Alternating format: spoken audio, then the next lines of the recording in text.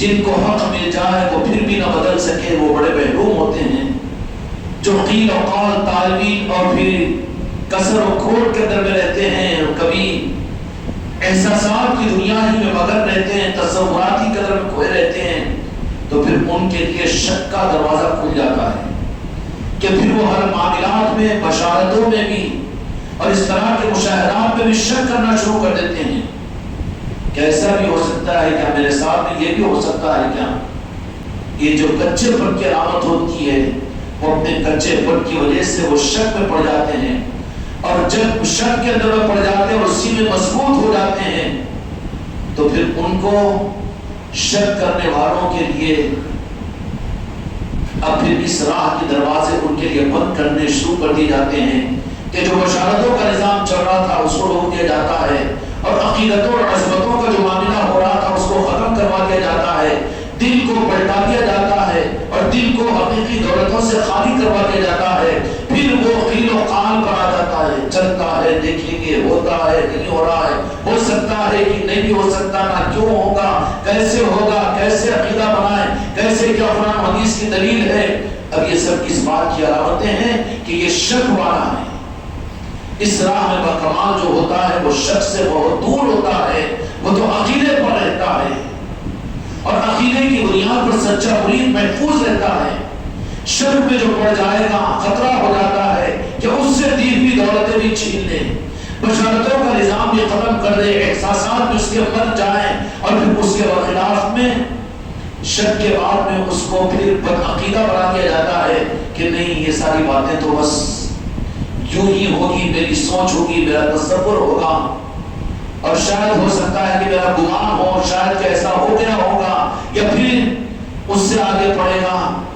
تو پھر یہ جن کی وجہ سے ہو رہا ہے کہ شاید وہ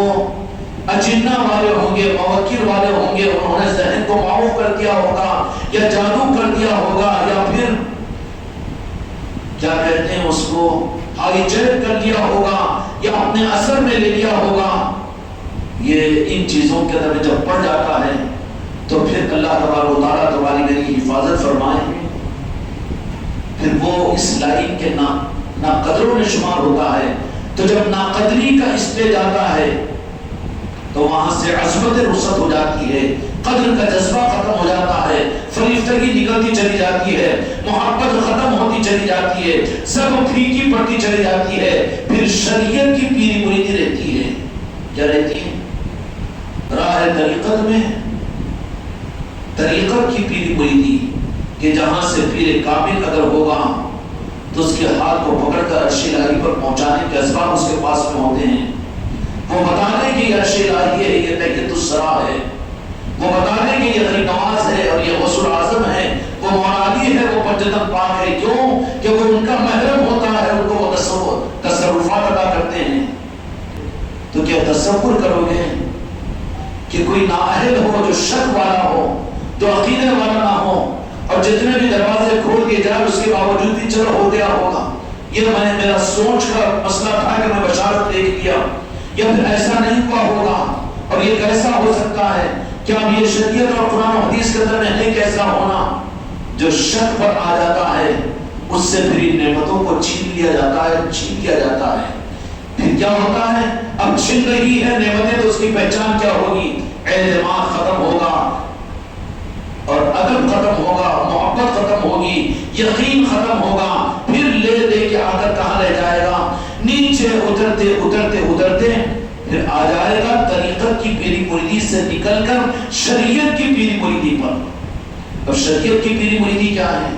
کہ شریعت کی پیری مریدی یہ ہے کہ وہاں پر شریعت کی شریعت، اس لیے کہ بیعت کے اندر میں بیعت کی کئی قسمیں ہیں کہ کرنے والا پیر بیعت بعض مریدین کو گناہوں کی توبہ پر بھی بیعت کرواتا ہے،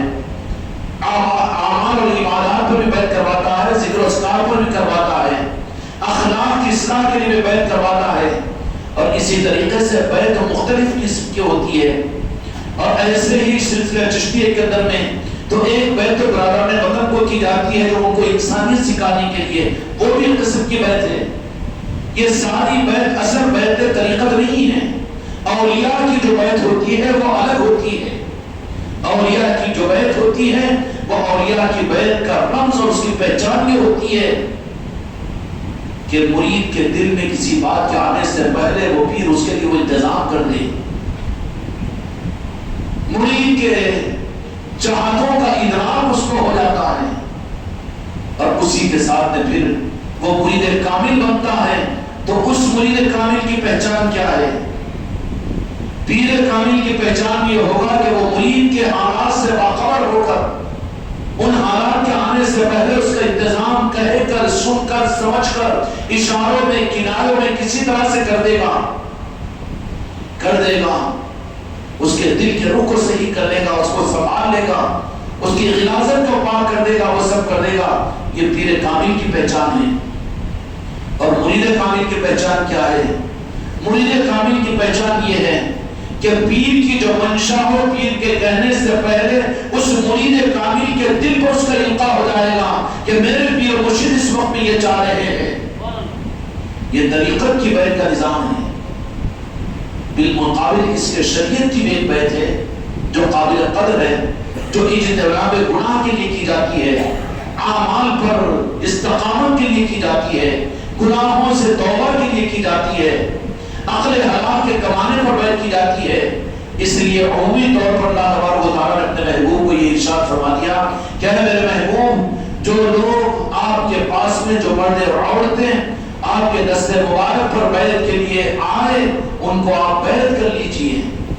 بیعت رضوان، بیعت عقبہ، میرے آقا نے صحابہ کرام رضی اللہ عنہم کے اندر میں وہ لوگ جو مرد اور عورتیں آئی تھی، تو میرے آقا نے ان کو شریعت کی بیعت بھی کروائی، توبہ کی بیعت بھی کروائی۔ اب سوال یہ پیدا ہوتا ہے کہ پیر بیعت تو کرتا ہے، لیکن مرید کے اندازے کو دیکھ کر کہ بعض مریدین کے لیے تو بیعت توبہ ہوتی ہے اور بعض مریدین کے لیے تو استقامت اعمال ہوتی ہے، شریعت کی بیعت ہوتی ہے، جو کہ شریعت میں جو چنا جائے گا پھر اسی کو متعین کر کے اس پہ محنت کر کے پھر اس کو بیعت طریقت کے اندر میں لائے گا، اور بیعت طریقت میں لانے کے بعد میں وہاں پر پیر اس کو اپنا مرید نہیں بلکہ اس کو حق ہوگا اس پیر کو کہ وہ پیر اگر واقعیت پیر ہوگا تو وہ مرید کو اپنا بندہ بنا لے گا۔ اگر شریعت میں اس نے بیعت کیا ہے تو وہاں تو شرک کا فتویٰ دے دے گا مرید پر، وہاں تو گڑبڑ ہو جائے گی، پھر فتوے نکل جائیں گے۔ لیکن شریعت کے اندر میں جن کو چھان چھان کر آگے بڑھا کر جب ایک پیر کامل، اچھا بیعت کے لیے یہ کہ بیعت ہاتھوں میں ہاتھ لے کر یا دستی دے کر یا ڈوری دے کر اور اقرار کرنا، یہ تو پہلا انٹرنس ہے یہ کہ تم اب مرید بنے ہو اور اس بغیچے میں داخل ہو چکے ہو، اب اپنے آپ کو سیٹلائٹ کر لو، اب تم وہ نہیں ہو عام آدمیوں کی طرح سے، اب تم داخل ہو چکے ہو، اپنے آپ کو حوالے کر چکے ہو،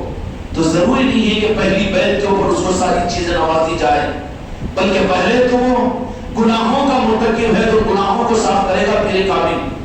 اگر اعمال میں سستی ہے تو پہلے اعمال کی ترغیب اور نسبت اس کے اندر پیدا کرے گا، کہے گا کہ اس کی تیری نماز فرض نماز نہیں بلکہ تجھے 50 رکعت روزانہ نفل نماز پڑھنا پڑے گا، اتنی قرآن کی تلاوت کرنی پڑے گی، اتنا ذکر کرنا پڑے گا اور اتنا یہ کرنا پڑے گا، وہ معاملات دے دے گا، ذکر دے دے گا اور اس کو خوب اعمال میں لگائے گا۔ اس کے بعد میں پھر اگر حرام خور ہے، وہ حرام کمائی والا ہے، تو اس کو اپنے حرام کے کمانے کے اوپر محنت مزدوری پر لگائے گا، محنتوں پر لگائے گا، اور پھر اس کے بعد میں بیعت کی کئی قسمیں ہوتی ہیں۔ ہوتے ہوتے ہوتے ہوتے اگر پیر کامل ہو تو پھر اس کو بیعت طریقت کرواتا ہے، اور بیعت طریقت جو ہوتی ہے پیر کامل کی وہ بیعت تو ہو چکی ہے۔ اب بیعت طریقت کے لیے اب وہ پیر صرف اپنے مریدوں کے سامنے اس کو نہیں کرے گا بلکہ اس مرید کو جس سے توبہ بھی ہو چکی ہے اور جو اعمال پر استقامت پا چکا ہو اور جس کا قلب واقعتاً صحیح قابل بن چکا ہو اور اس کو سنوار چکا ہو اور حوادث سے بچا چکا ہو، اب وہ مرید کامل بن کر اب شک سے اور رخ سے پھیرنے سے اور عظمتوں اور تعظیم اور محبتوں میں بھی کسر پھول باقی نہیں رہی۔ جب وہ پکا ہو گیا تو بیعت طریقت کے لیے اس مرید کامل کو اگر پیر کامل ہے تو وہ پھر اپنے آقاؤں کی بارگاہ میں پیش کرے گا، وہ دیکھے گا کہ خواجہ خواجگان موجود ہے، غوث اعظم موجود ہے، بہت سے اولیاء ولی شاہ قلندر رحمۃ اللہ علیہ موجود ہے، اولیاء کی مجلس میں وہ اپنے اس مرید کامل کو ان کے سامنے پیش کرے گا کہ میں اس کو اب اپنا بندہ بنانے کے لیے اپنا مرید کر رہا ہوں، کچھ منزلوں کو حاصل کرنے کی فکر کرو، بیعت شریعت کو بھی بیعت طریقت پر سمجھ لو، کمالات وہاں پر وہ چیزیں حاصل نہیں ہوگی، رہ جاؤ گے وہیں کے وہیں پر۔ مرید کامل کی پہچان یہ ہوگی کہ جب وہ بن جائے گا، ان منزلوں سے گزرتا چلا جائے گا، جس مرید کو معاملات ہی مشکل ہو جائے، جس مرید کو جو کہا گیا اسی کو اگر وہ کرنے میں آگے پیچھے ہو جائے تو پھر اس کی وجہ سے شک میں پڑ جائے گا، تفکرات میں آ جائے گا کہ ایسا بھی ہو سکتا ہے کیا، ویسا کیسا ہوگا، اگر ایسا ہو سکتا ہے تو پھر فلاں علماء نے ایسا نہیں کہا نا، یا فلاں پیر نے وہ بات نہیں کہی نا، پھر یہ کیسا مسئلہ ہے، کہیں میں گمراہ تو نہیں ہو گیا، کہیں خامخواہ کے حضرت مجھے سنبھالنے کے واسطے مجھے بہت آگے کا آدمی تو قرار نہیں دے رہے ہیں، اور کہیں مجھے سر پہ سے ہاتھ تو نہیں پھرا رہے۔ اب اس کے دماغ جو چلیں گے، اس کے وسوسے جو چلیں گے، اس کے دل کے دروازے جو گمراہیت کے لیے کھل جائیں گے، وہ اپنے پیر ہی پر شک کرنا شروع کر دے گا۔ جس مرید پر یہ حالات آ جائے تو سمجھنا کہ وہ ابتدائی بیعت کے مرحلے کے اندر میں ابھی دہی نہیں بنا، دودھ ہی پھوٹ گیا، ضائع ہو گیا، پھول اور پھل نہیں بن سکا، کلی ہی توڑ دی گئی۔ جہاں وسوسے آ جائے، کیوں کہ اس نے تو اپنے پیر کے اوپر دھوکے کا الزام لگا دیا اور بے اعتماد ہو گیا پیر کے ساتھ۔ تیری بیوی تیرے پر اعتماد کر کے پوری زندگی کا سودا تیرے ساتھ میں کرتی ہے، وہ پیری مریدی کہاں ہے کہ جس کے اندر میں اپنی منچاہی کے مطابق میں اگر ہو تو ٹھیک ہے، ورنہ مرضی کے خلاف میں ہو تو ذرا سوچیں گے، دیکھیں گے، سمجھیں گے، عقل ہم کو بھی ہے، علم ہم کو بھی ہے، بس یہ شک والا ہے مرید۔ وہ مرید کو وہ پیر کامل وہیں پر رکھے گا، وہاں تک نہیں لے جائے گا۔ تو عام طور پر لوگوں کو دھوکہ یہ ہو جاتا ہے کہ شریعت کی پیری مریدی کو طریقت کی پیری مریدی سمجھ لیتے ہیں۔ طریقت کی پیری مریدی تو جو شروع ہوتی ہے وہ اپنے پیر کے قدموں سے شروع ہوتی ہے۔ کہاں سے شروع ہوتی ہے؟ پیر کے قدموں سے۔ اور جن کو طریقت کی پیری مریدی کو قابل بنایا جاتا ہے، ان کے لیے دنیا کے تمام اولیاء ان پر نظر رکھتے ہیں، ان پر محنت کرتے ہیں، وہ سارے نظاموں کو سیٹ کیا جاتا ہے۔ ایک شریعت کی راہ کے اندر میں ابتدا میں جن کو مرید بنایا گیا، اب ان کو پھر ان مریدی کے درجات سے آگے بڑھاتے بڑھاتے تابعداری میں، اطاعت میں، محبت میں، اعتماد پر، عقیدے پر جب مرید کامل پہنچ جاتا ہے اور وہاں پر یہ کہہ دیتا ہے کہ نہ میں جنت جانوں، نہ جہنم جانوں، نہ شریعت جانوں، نہ دین جانوں، میرا دین میرا دھرم۔ ان کے مزاج بدلے، کوئی کالا تو کالا ہی لباس اختیار کیا، کوئی تو قلندری تو قلندری کا مزاج، اور کوئی یہ تو کوئی یہ، کوئی تو وہ تو کوئی وہ۔ پھر کہاں ان کو حق ہے؟ یہ خاصیت نہیں ہے، بلکہ اسلام میں چلنے والے چشتی رومانوں کے اپنے گھروں میں ڈالنے والوں کو کسی بھی چلتی راہ میں، کسی بھی گلی کے اندر میں کوئی بھی تمہارے روح کو تمہارے صحیح کرنے کے لیے تم کو کہہ دے گا۔ اب تم یہ سوچ لو کہ اپن اتنے بڑے تھوڑی ہے کہ اولیاء اپنے کو کچھ تو بھی بولیں گے۔ اولیاء شیطان کو نہیں بولتے، تو اپنا شیطان سمجھ رہا اپنے کو، تجھ کو بولیں گے اپنی ذات پر کیوں سوچ رہا ہے، لیکن تیری نسبت تو نسبت ہے کچھ۔ کوئی بھی کہیں پر بھی چلتی راہ میں، جنگلوں میں، راستوں میں، بسوں میں، ٹرینوں میں کہیں بھی کوئی چھٹی لے لے گا، اس کی پہچان یہ ہوگی کہ جو اپنی کمی پر آگاہ کرے اور نسبتوں کو مضبوط کرنے کی کوئی بات کرے تو وہاں سے ٹائٹ ہو جانا کہ نہیں، یہاں پر غلط نظام نہیں ہے بلکہ حق کا نظام ہے، کیونکہ تمام اولیاء نگرانی کرتے رہتے ہیں ان لوگوں کی کہ جو ان کے نظام کے ساتھ میں چل رہے ہوں۔ اب جو شریعت کی پیری مریدی کے اوپر تو وہاں پر صرف 3000 مرتبہ کرنا پڑنا، اور یہ تم ہمارے مرید ہو گئے، ہاتھ اٹھا کر مرید ہو گئے، فوٹ پر مرید ہو گئے، جاؤ ہمارے مرید ہے، یہ شجرا لے لو اور یہ ٹھیک ہے، یہ کر لو، قیامت کے میدان میں تم کو جنت میں لے کر چلے جائیں گے۔ وہ پیری مریدی بھی ہے کہ مرید کو پیر کی خبر نہیں، پیر کو مرید کی خبر نہیں، کوئی رابطہ نہیں، نہ جسمانی ہے نہ روحانی ہے، اور نہ احوال و قوائف ہے، نہ کبھی وہ پیر کے پاس میں جانے کا موقع ہے، نہ پیر کی زیارت کو اس کو موقع ہے، نہ صحبت کا موقع ہے۔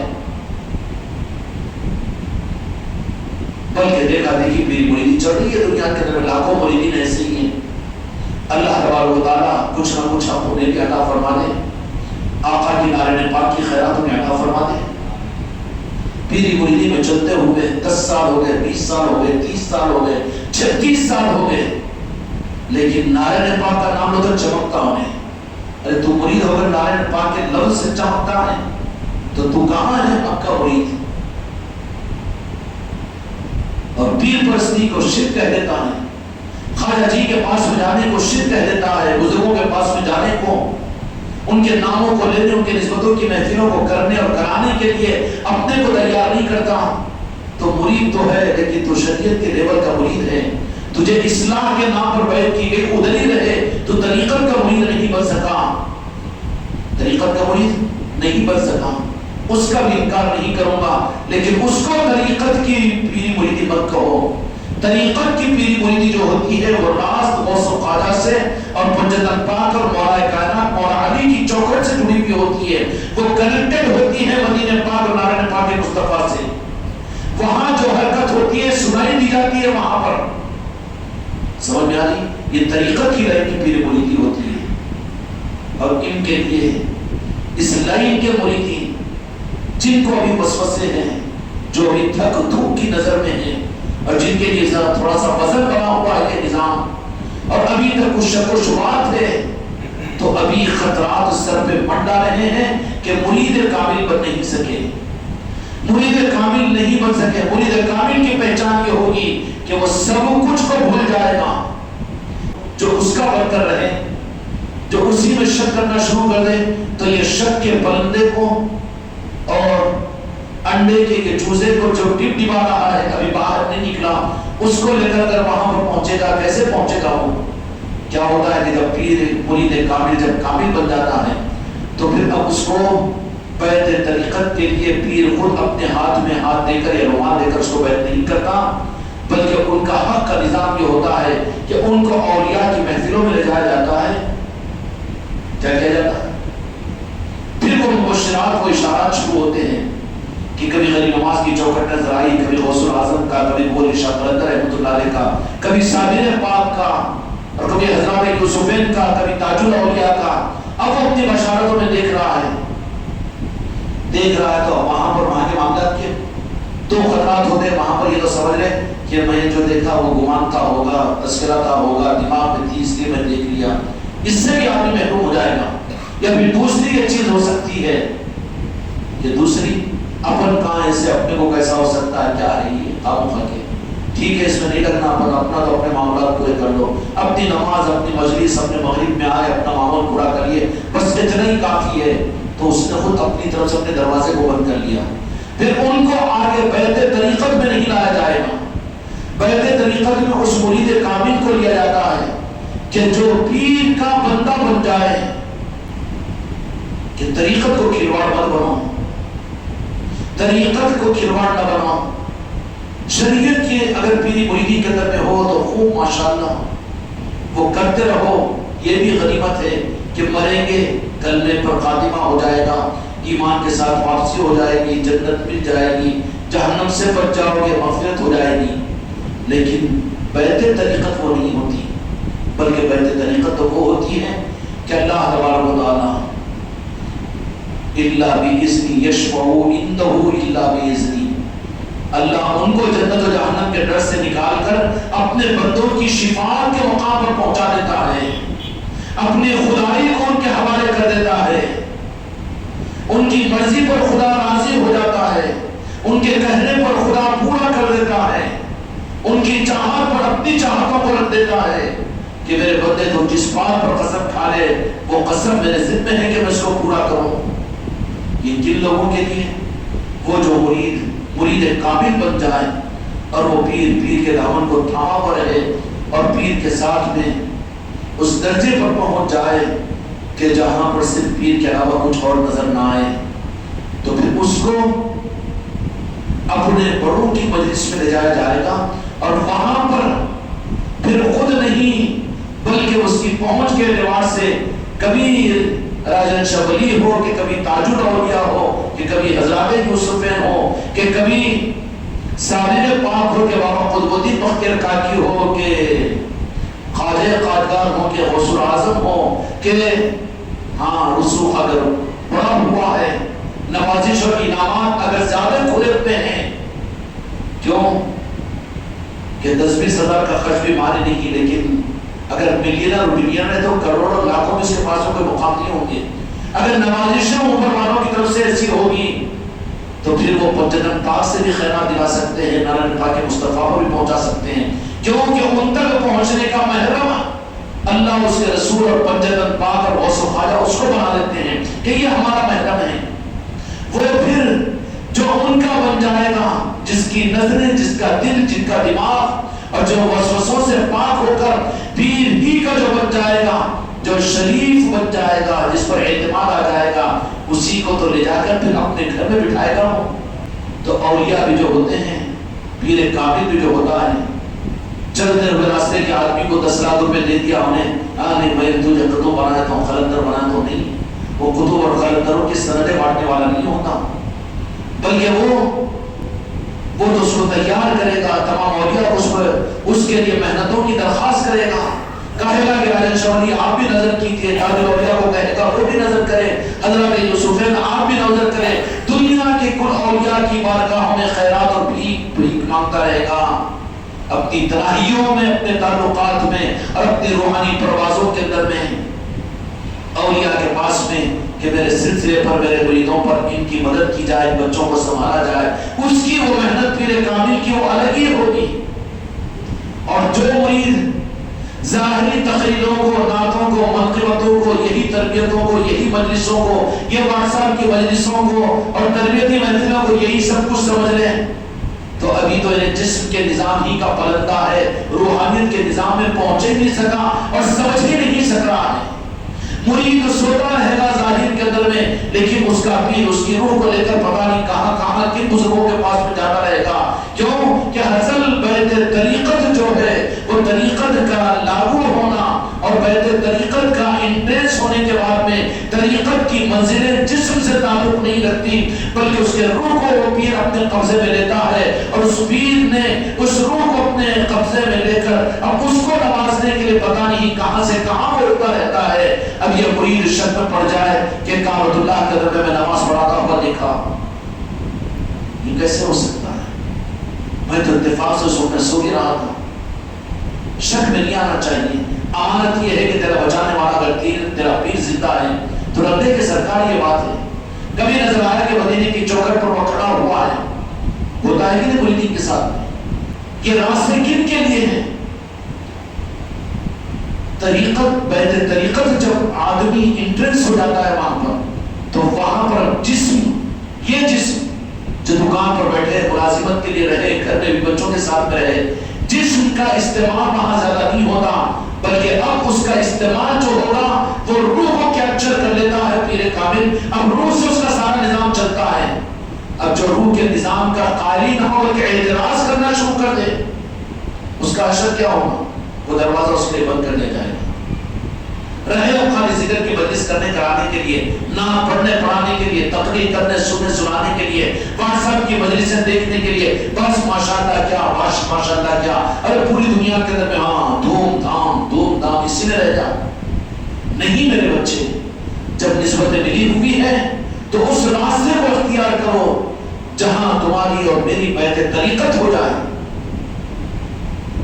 سمجھ نہیں کہ اولیاء اکرام کی راہ طریقت کی رہنمائی کے لیے حضرت خضر علیہ السلام کو مولا علی نے متعین فرمایا، اللہ تعالیٰ نے حضرت خضر علیہ السلام کو رکھا۔ تم لوگوں کے دل میں بھی کبھی تمنا پیدا ہوئی کہ آپ بھی حضرت خضر علیہ السلام سے ملاقات کریں،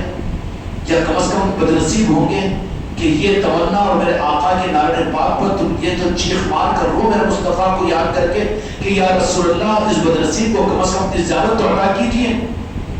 خواجہ خواجان کی زیارت کی تمنا بھی تو تمہارے اندر پیدا ہو، نہیں تو مردے ہیں اس لائن کے اندر میں، مردے زیارت چلائے نہیں جائیں گے اس لیے کہ مردوں سے بدبو پھیلتی ہے، ان کو تو دفنا دیا جائے گا۔ زندے جو ہوں گے تمنا بڑے یہاں کی گائے کی، سلطان ہند کی میں زیارت کروں، سابر پاک کی زیارت کروں، علی شاہ قلندر رحمۃ اللہ علیہ کی زیارت کروں، اور غوث العظم کی زیارت کرو، کیا ناممکن ہے؟ ہمارے لیے ناممکن ہے، لیکن وہ ادا کرنا چاہے، نسبت ایسی ملی کی ہو کہ بھائی سفر کے لیے سائیکل ہے، بس ہے، ٹرین ہے، لیکن کسی کو اگر سہولت ملی کہ اپنا پرائیویٹ چارٹرڈ پلین ہے تو وہ تو منٹوں گھنٹوں کے اندر کہیں سے کہیں پہنچ سکتا ہے۔ خواجہ جی نے وہ انتظام اپنے کرم سے عطا فرما دیا۔ اگر سچی قدر کے ساتھ میں اگر ہم اپنے آپ کو چلائیں تو پھر کوئی منزلیں دور نہیں ہوگی بلکہ منزلوں پر پہنچیں گے۔ یہ فیصلہ کن بات یہی ہے میرے بچوں کہ مائل بکرم تو تمام اولیاء ہے، لیکن اعراض تو ہماری ذاتوں سے، اپنی کم سمجھگی کی وجہ سے، اپنے مزاجوں کے غلط ہونے کی وجہ سے کہ ہم یہ سمجھتے ہیں کہ کوئی کام کے نہیں، اس سے زیادہ ہم سے نہیں ہو سکتا۔ رونا اور پیٹنا اپنے گھر کے خانقاہ محمدی میں نہیں ہو سکتا کہ کبھی یا غریب نواز میں آپ کا غلام ہوں، میں دیکھنا چاہتا ہوں اپنی بشارت میں اپنا روئے جمال مجھے بتا دیے، ہو سکتا کہ نہیں ہو سکتا؟ کبھی راجن شاہ ولی کو، کبھی تاج الاولیاء کو، یہ نوازشیں لائنوں کے در میں ہوتی ہے، پھر ان کی محبتیں پیدا ہوتی ہے، ان کی عظمتیں پیدا ہوتی ہے، شک ختم ہوتا چلا جاتا ہے۔